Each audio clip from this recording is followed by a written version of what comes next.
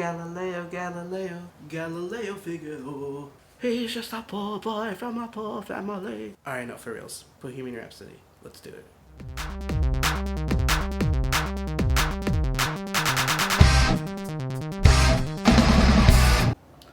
How's it going? Okay. Here I go. Over here. What's up? How's it going? Alright. Let's talk about Bohemian Rhapsody. Okay, I'm gonna get this out of the way. I grew up a super fan. I was given a shirt by my parents before I was born at the concert that they went to. I still have it. Doesn't fit. Just thought you should know. Also, saw them at the Hollywood Bowl. Saw them in Vegas. Watched all their concerts. Remastered on DVD, on VHS. I've seen it all. Love them. Used to open Christmas gifts to thank God it's Christmas. That's their Christmas song. So, was it good? It was very good. Let's start from the beginning. This movie's been in development since 2007. It's had lots of starts and stops. It's been in production hell. They finally got it through, and even when it got through, they had to change directors 3/4 of the way through, and you can see that in some parts, but you know what, at the end of the day, it's still a good movie. The movie follows the career and life of Freddie Mercury from 1976 to 1984 for Live Aid. And while you can see the patchwork and the different directors' views, it was shot great. Lots of great Easter eggs for true fans. Great performances from Rami Malek, Lucy Boynton. Brian May looks freaking exactly like Brian May. I will say this. Roger Taylor does not really look like Roger Taylor. He has the same hair, but it's kind of hard to see him as Roger Taylor when you've seen Roger Taylor growing up playing the drums at various concerts and various shows. It's hard to see it. Rami Malek, very much so. I think more so when he's younger. The early days when he's first starting out Queen up until A Night at the Opera. Younger Freddie, in my opinion, looks better than the older Freddie that they show at the end of the movie, towards the end of the movie, 1984. But still, Rami Malek, great job. Especially if you look at side by side the 1984 Live Aid concert versus the recreation in the movie, it's spot on. All the movements, he's coming up at the camera guy, he's the same it's great, and it's really nice to watch, because I always thought it was a shame that someone I grew up watching and idolizing and loving died a year before I was born. I wasn't able to see him. I can see videos of him and all this all I want, but when they recreate him in modern day, not remastered old versions, but a recreation of a legend, it's an amazing thing to watch. This is not without its flaws. Okay, so the pacing is pretty bad. The movie goes from him,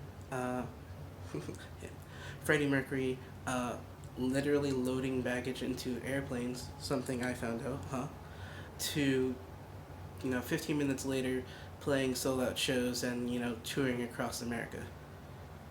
Big time jump. I will say the music creation portion, their experimentation, the creation of Bohemian Rhapsody and A Night at the Opera, the way they showed the different layering of recording, and the pioneering of something like that. I wish they would have shown more of it.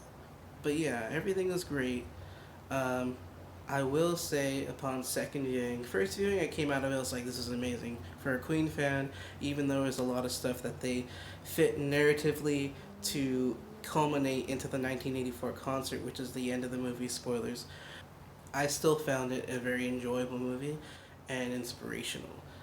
Upon second viewing, still great, but you kind of see the nitpicks of the stuff that you weren't looking for when you were in awe of Rami Malek. Like how the surviving members of Queen in Roger Taylor and Brian May coming off as squeaky clean in this, the fact that they had input on how Freddie was portrayed in his story. They made him seem a lot more lonely than he was. He wasn't that lonely. He wasn't in a house full of just cats. He had friends, he had crew, he had people around him. And while he did suffer from depression and maybe a little self-deprecation, and a little self-hate and non-belief in his persona, that doesn't mean he was physically alone, and maybe that's the way they chose to depict it in order for you to believe that, but that's just not true. Also, the fact that they made his solo career a bump in the road in the band's progression is just not true also.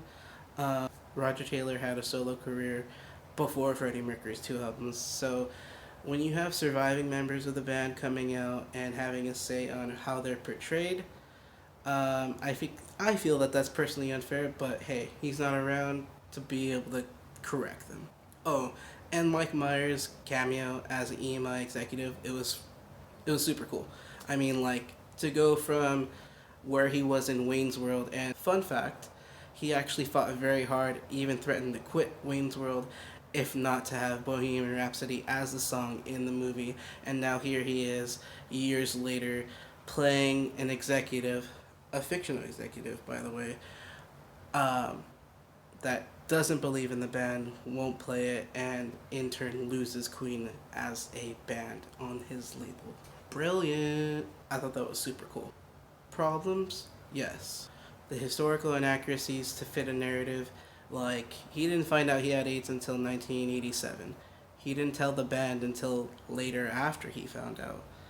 And the fact that he, like, had tea at his parents' house right before the concert, I doubt that that's all true. I did like, though, like I said, the accuracy of physical objects and cameos. Like, they show David Bowie from, like, the chin down in one scene, and the bottle of Stoli next to his microphone, the Pepsi bottles on top of the piano. I do like that they shed more light on his and Mary Austin's relationship early on before he came out, at least to the band and to himself. I did like that exploration of that relationship because it did last a lifetime, and he did leave pretty much everything he had to her. And so I like the exploration of that relationship because growing up I never really got experience to that relationship, even though I know it did exist. So in conclusion, was it really good? It was super good. And even though it has its flaws, and even though Bryan Singer almost fucked it up, and they saved the day by bringing in Dexter Fletcher to finish the movie, it has its amazing moments, it has great performances musically and otherwise. Rami Malek was great. Fun fact, Brian May, the real life Brian May, and his wife were on set for some scenes, and his wife saw the actor who portrayed Brian May and almost fainted because of how much he looked like Brian May. Like, she was just like, oh, that's my husband.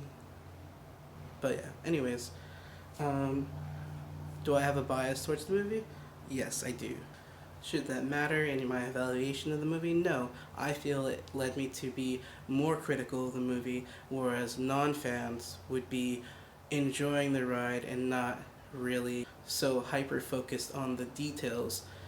Me, upon second viewing, saw the mistakes, saw the inaccuracies, but still agreed that it was a good movie to watch. As a fan, as a non-fan, you're getting to know a living legend and the greatest singer, in my opinion, especially as an entertainer and as a frontman. You're never going to see him again. Go see him in this movie. I loved it. I gave it an A. Go see it. Alright, fellow Phantoms, so I hoped you liked it. I had fun. Did you have fun? I totally had so much fun right now. Anyways, if you like what you see here, I'm Andy. This is FilmPhantom. I'm going to try to do reviews as much as I can on here. If you like what you see, subscribe. Hit the little bell to get notified every time I post something. I'm going to try to keep this as a weekly thing, at least for a month, depending on movie release schedules. But anyways, I'll see you guys next time. Thank you. Bye.